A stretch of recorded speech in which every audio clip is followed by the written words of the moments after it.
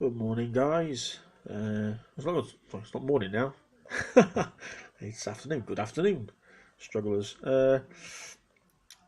Basically, I didn't upload anything yesterday, um, just because of I didn't really sort of want to because of obviously what happened on Saturday night and the London Bridge attacks, which is what this video is about, directly and indirectly, but more the response to it.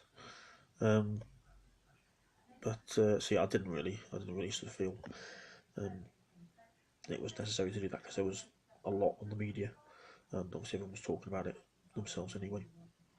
But yeah, the response really. I mean, I've been getting slightly worried today about what I'm hearing.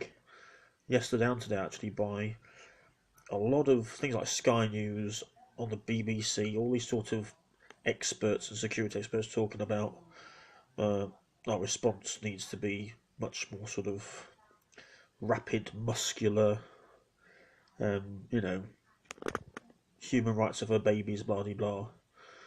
Uh, just round them all, locking up, which is the same sort of stuff you got in the US after 9/11, and it's a perfectly understandable knee-jerk reaction to these sorts of things, particularly, and this is for me the core issue, particularly when we've had three terror attacks in the space of what, 2 months, 1.5 months, two in London, one in Manchester, all in short succession, uh, and people are sort of dazed.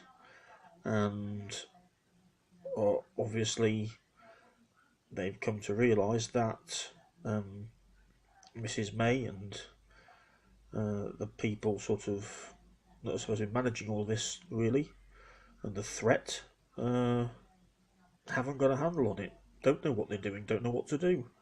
And it's actually coming to light that perhaps um, the reason we're in the state we're in is to do with cuts that Mrs. May made as Home Secretary for 6 years under David Cameron, and is now continuing to defend, and indeed perhaps make even more. So, yeah, it's been a funny one. Just moving around a bit here. Been a funny, strange, surreal couple of days, really. But it's okay. I'm criticising, the let's be muscular response and let's round them all up and things like that. So what do I think? What's my answer if I'm so clever? Well, I think it's probably going to be similar to what Jeremy Corbyn would come out with, or is coming out with, or probably thinks, which is if you want to nip this in the bud, yes, to begin with, because the issue is the problem is so large now, you're probably going to have to at least put in some sort of emergency draconian sort of measures to detain. I mean, again, human rights, you see. So whether you can do this or not, I don't know. To be honest with you, um, I think it was unlikely because unless the courts sort of feel the need to do something, take a special approach to it. But we've got a lot of returned and returning fighters from places like Libya, from places like Syria, in this country that have been here for years, that our government have been perfectly aware of, and they've been perfectly aware of them because they've been supporting them for years. These are, I'm afraid to say, chickens coming home to roost. And what me and many people find totally disingenuous and insulting is the fact that Mrs. May and the government and those in charge of security know full well these people have been here and have been helped to varying degrees by our security services when going overseas to fight people like Assad, on our behalf as proxy fighters, basically, which means they're fighting with Al Qaeda shoot-offs and very possibly ISIS, and then returning home. So I mean, I keep hearing, "Oh, close the borders and deport them and all this sort of stuff." Send them back where they came from. I'm sorry to tell you, many of them came from here in the first place. They're homegrown. So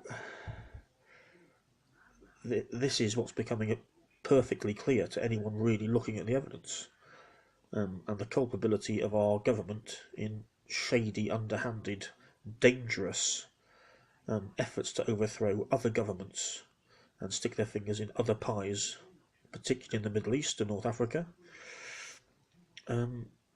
is the issue here. And as Mr. Corbyn has said, this is what we need to cease and desist, along with selling or helping BAE Systems, and big banks like, was it Barclays or HSBC, doing arms for oil deals in Saudi Arabia, when we know perfectly well, the intelligence services know, Mrs. May knows perfectly well, that those arms are directly passed on to these fighters. You know, we're helping the Saudis destroy Yemen and destroy the children of Yemen. Well, are their children not as important as our children? And we expect no sort of response from that, from the fathers and mothers and brothers and sisters in Yemen. We all know this. We all know this because we're normal people. But of course, certain politicians and certain people in the media never ever want you to speak up. Don't want to hear it. Don't want it spoken about. You're going to have to find out for yourself. Here I am on YouTube, looking at all the sort of responses, which are range from mildly disturbing to frankly alarming. Sorry, I'm shaking there. Holding it with one hand, but yeah, there we are. And of course, Donald Trump's jumped on the bandwagon and linked it all to his travel ban, and it's all Muslims and all that crap. So what we need to do is stop fueling it. But in the short term, what we need to do is employ the police, train the new police that Mrs. May's been getting rid of all these years. And Amber Rudd obviously thinks isn't an issue. So that's all we need to do, really. So, ciao for now.